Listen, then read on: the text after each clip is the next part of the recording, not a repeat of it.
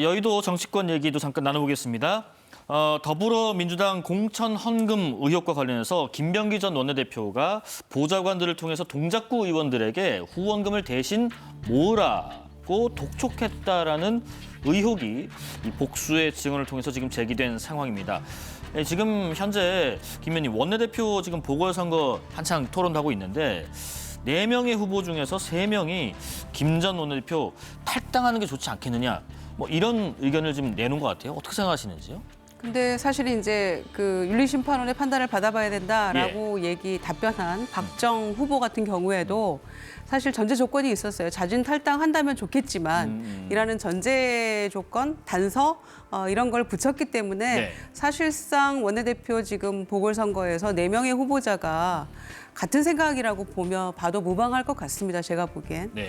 그리고 이제 1월 12일 날 윤리심판 회의가 열리게 되는데 지금 하루가 멀다 하고 계속 이제 의혹이 불거져 왔잖아요. 그런데 이것은 당에도 심각한 위기를 불러일으키는 해당 행위가 되고 또 정권에도 엄청난 부담인 거죠. 그런 점에서 직전에 원내대표를 했던 분이 이렇게 뚜렷한 해명도 없이 그냥 의혹이 불거지면 그건 사실 아니다라는 한마디 말로 그냥 지나가고 있다는 것은 적절치 못한 것 같습니다. 누가 봐도. 그런 점에서 저는 이 4명의 후보자 사실 대동소이한데요. 자진 탈당하고 정확하게 수사받고 그렇게 해서 본인이 자신이 있다면 혐의를 벗고 돌아오는 게 맞다라고 생각합니다. 그런데 그게 아니기 때문에 이제 1월 12일 그동안 계속 버텨왔는데 12일 날 그렇다면 본인이 지금 불거진 이런 의혹들에 대해서 다 해명할 수 있는가. 자신 있다고 하는데 또 기한은 또 늦춰달라고 했어요. 그렇지만 당연히 수용은 안 했습니다마는 지금의 모습이 정말 좀 부끄러운 모습 아니겠습니까? 당에도 어마어마하게 위기감이 고조되고 있다고 저는 생각하는데 이대로 가는 게 전혀 온당하다고 생각하지는 않습니다.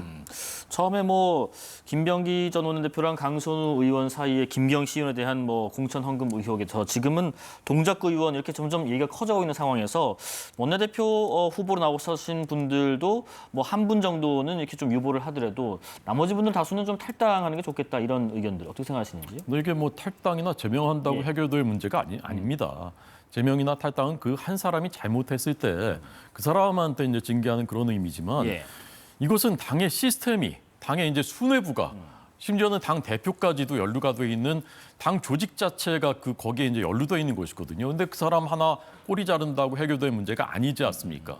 오늘은 그 김경 서울시 의원이 지금 라스베가스의 CES 거기 가가지고 엄지척하는 그 사진을 찍힌 게 어제였는데 오늘은 이제 경찰에 자술서를 보내왔다고 합니다. 내가 강선우 의원한테 1억 원 준 게 맞다. 그리고 이제 돌려받았다. 아마 이제 말을 맞춘 것 같아요. 근데 어쨌건 돌려받았더라도 일정 기간 있었으면 그것은 이제 뇌물죄에 해당하는 것이지 않습니까? 더더군다나 시의원 공천까지 됐는데 과연 돌려받았을까? 뭐 모든 국민들이 다 의문 가는 거 아니겠습니까? 이 지경까지 이르렀습니다. 근데 거기에 김병기 원내대표가 거기에 직접적으로 연관이 돼 있고 그게 2022년 일이고 2024년 총선에서는 김병기 원내대표가 당시에 후보 검증위원장이라는 그야말로 칼날을 휘두르는 자리에 있었는데 거기에 또 공천 헌금 똑같은 사건이 거기에 또 얽혀 있어요. 오늘 그 동작구 전직 부의장이 경찰에 출석을 했는데 사실상 이제 시인을 했다고 합니다. 돈 준 게 맞다. 근데 이것을 그 당시에 이재명 당대표한테도 당대표에게 보고했다라는 김현지 실장의 전화 녹음을 이수진 전 의원이 갖고 있다고 하고 수석 최고위원이었던 정청래 현 대표도 알고 있었지만 그건 뭐 내가 어쩌겠느냐라고 말했다는 것도 이미 다 증언이 돼 있고 자, 이렇게 되면 이걸 어떻게 해야 되겠습니까? 이걸 경찰에서 수사해서 될 문제가 아니지 않습니까? 특검이 출범을 해서 그 당시 당 대표부터 어떻게 보고가 되는 건지 이 시스템이 어떻게 흔들린 것인지 다 명명백백하게 밝혀내야 아까 말씀드린 대로 법치가 바로 서고 이런 일이 재발하지 않고 그래야 되는 거 아니겠습니까? 국민의힘 상황도 좀 짚어보겠습니다. 최근에 장동혁 대표가 당 쇄신안 발표를 했었죠. 홍준표 전 대구시장이 오늘 이런 얘기를 했습니다. 국민의힘이 재기하기 위한 방법. 윤 전 대통령과 한동훈 전 대표를 응징해야 한다. 당을 망친 두 용병 세력을 끊어내지 않으면 미래가 없다. 민주당 봐라, 김병기 방지법까지 추진하지 않느냐. 이런 의견에 대해서 후 대변인이 어떻게 생각하세요? 그 홍준표 시장님은 예. 존경하는 분입니다만은 예. 탈당도 하셨고요, 정계 은퇴도 하셨어요. 그러니까 정치 평론처럼 이제 말씀하시는 건데 그 평론하시는 거에 대해서 제가 그 반응을 보일 그 이유는 없다고 생각하고요. 다만 어쨌건 저는 저희 당이 예. 그저께 이제 장동혁 대표의 기자회견을 통해서 비상계엄에 대해서 명백하게 분명하게 이제 사과를 드렸고 우리 당은 앞으로 미래로 나아가겠다라는 그런 입장을 밝혔기 때문에 자, 이 당원 게시판 문제는 물론 중요할 수도 있겠습니다만 나라 지키고 법치와 자유민주주의를 지켜야 된다는 그 명분에 비해서는 저는 작은 일이라 생각합니다. 그러면 한동훈 전 대표도 사과든 뭐 유감 표명이든 그 당시 어쨌건 당 대표로서의 그런 도의적인 책임도 있는 것이니까 이렇게 입장 표명하고 그리고 빨리 이 윤리위원회에서도 이 문제를 국민들이 납득할 수 있는 선에서 빨리 일단락하고 네. 그래서 미래로 나아가야 한다. 저는 그렇게 생각합니다. 오늘 국민의힘 새 윤리위원회가 첫 회의를 열었습니다. 한동훈 전 대표 관련 그 당원 게시판 사건 관련해서는요. 또 당무감사위원회부터 넘겨받은 이 사건도 있고요. 이 논의를 지금 앞둔 상황에서 국민의힘 한동훈 전 대표가 2호선 당무감사위원장을 고소했습니다. 한 전 대표의 대응이 좀 윤리위 논의에 영향을 줄까? 어떻게 생각하시는지요?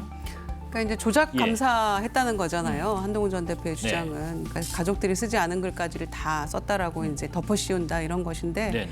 꿈쩍이나 하겠습니까 당에서? 저는 이 한동훈 전 대표의 당계 문제가 국민의힘 당 붕괴로 이어질 수 있다 이런 생각까지 하고 있습니다. 그러니까 자조적인 얘기가 될 수 있겠습니다만 민주당이 지금 여러 가지로 좀 위기 국면에 봉착해 있는데 좀 전에 그 말씀 나눴던 김병기 전 원내대표 포함해서요. 그런 상황인데 이런 당원 게시판 문제 가지고 이럴 때인가 참 너무 한심해요. 그런데다가 장동혁 대표가 1월 7일 날 하루 앞당겨서 이제 뭐 반성문을 썼는데 저는 이제 유사 사과라고 생각합니다. 아, 유사 사과. 예, 유사 사과라고 네. 생각하는데 어떻게 보면은 그러고 나서 이제 친윤 인사로 또 뭐 정책위 의장부터 임명을 하고 진명주 최고위원도 그렇고요. 또 그다음에 당명 바꾼다고 얘기하고 있잖아요. 그러니까 이 이소부화에 멋부리는 까마귀 같아요. 그러니까 다른 새 깃털 막 꽂아서 멋부리면 뭐합니까? 금세에 털 빠지고 본질이 드러나게 되잖아요. 그러니까 진정성 있는 사과가 되려면 윤호계 세력과 단절도 필요하고요. 또 윤과의 단절도 얘기를 했어야 됐고요. 두 번째는 그 김용태 그때 혁신위원장이나 윤희숙 혁신위원장 잠깐 스쳐갔던 분들 지금 기억도 가물가물하잖아요. 그분들이 했던 이야기가 있잖아요. 탄핵 반대 당론을 폐기해야 된다. 적어도 그 정도는 하고 나서 다음 스텝으로 가는 게 맞는데 네.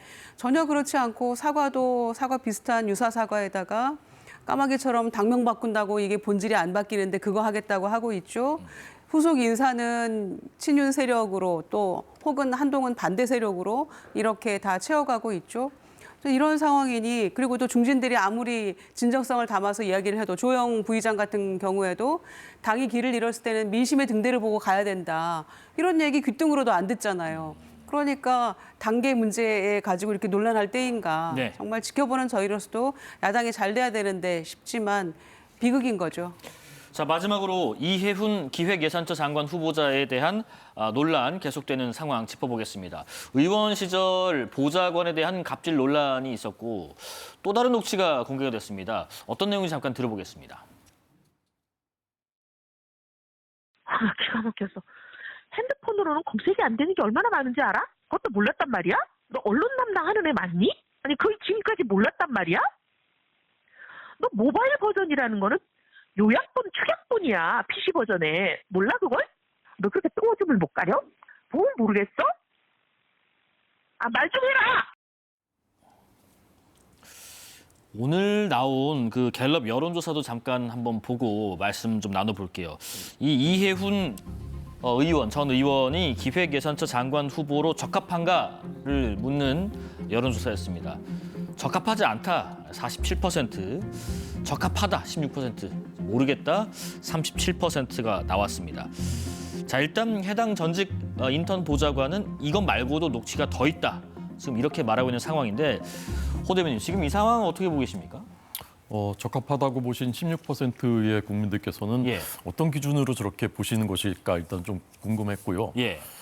앞으로도 이제 더 나올 것 같습니다. 앞으로 이제 청문회까지 열흘 넘게 남았는데 이제 이게 김민석 전략이거든요. 청문회 때 다 얘기하겠다 해놓고 뭐 그냥 뭉개고 좀 잊어버리게 하고 자료도 거의 내지 않고 해서 예. 결국 이제 됐는데 그런 쪽으로 그렇게 이제 또 가려고 하는 것 같은데 안 될 것 같습니다. 제가 볼 때 이게 너무 많이 이제 민심을 이반했고요.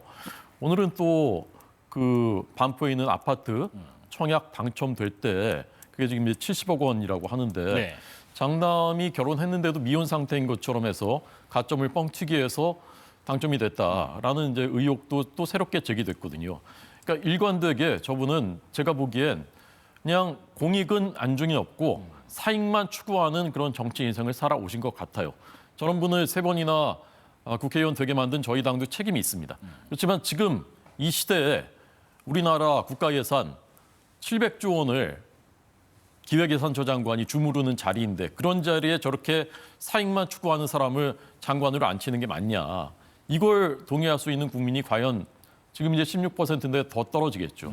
저는 이거는 이게 뭐 명청 대전인지 뭔지 잘 모르겠습니다만은 이거는 국민과 국가의 그런 기준과 시각에서 봤을 때에는 절대로 안 되는 일이다. 저는 그렇게 생각합니다. 강선우 의원 같은 경우에도 그 여성가족부 장관 후보자에서 이제 갑질 논란이 좀 커지면서 좀 낙마를 하게 됐는데 지금 관련된 뭐 갑질 의혹 녹취가 계속 나오고 있는 이 상황 어떻게 좀 받아들이고 계십니까? 개인적인 의견을 물으신다면 예.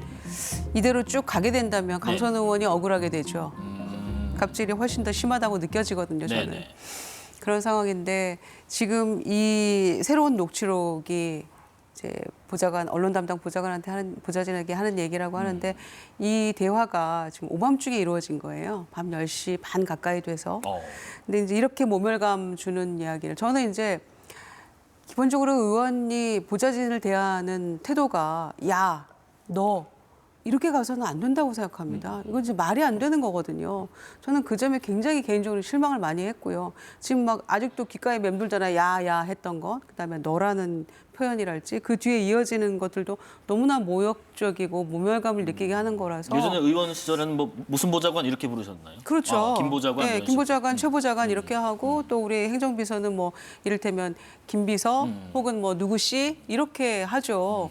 그건 서로에 대한 존중이 당연히 이루어져야 되는 거죠. 네. 그건 뭐 상식 아닙니까? 그 점에서 저는 이거는 상식적이지 않다라고 생각하고요. 네. 그다음에 청문회가 너무 멀어요, 지금. 19일인데 앞으로도 열흘 가까이 남았잖아요. 그렇습니다. 그러면 지금도 하루에 뭐 한두 개씩 새로운 의혹들이 불거져 나오고 새로운 어떤 갑질의 형태로 지금 이렇게 증거들이 나오고 있는데 버틸 수 있을까 그런 생각이 먼저 들고요. 예. 그다음에 통합 메시지로 대통령의 어떤 인사권자의 이제 의견은 존중을 합니다만 이게 과연 버틸 수 있을까? 대통령 말씀대로 국민 검증을 통과할 수 있을까? 이제 거기에 수반되는 것이 이제 민심이 어떻게 작동하는가인데 아까 갤럽 여론조사도 여론이 점점점 악화하고 있거든요.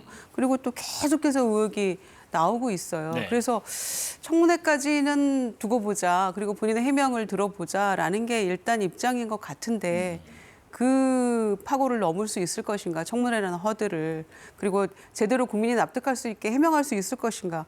점점 저도 이거는 설명이 어려워집니다.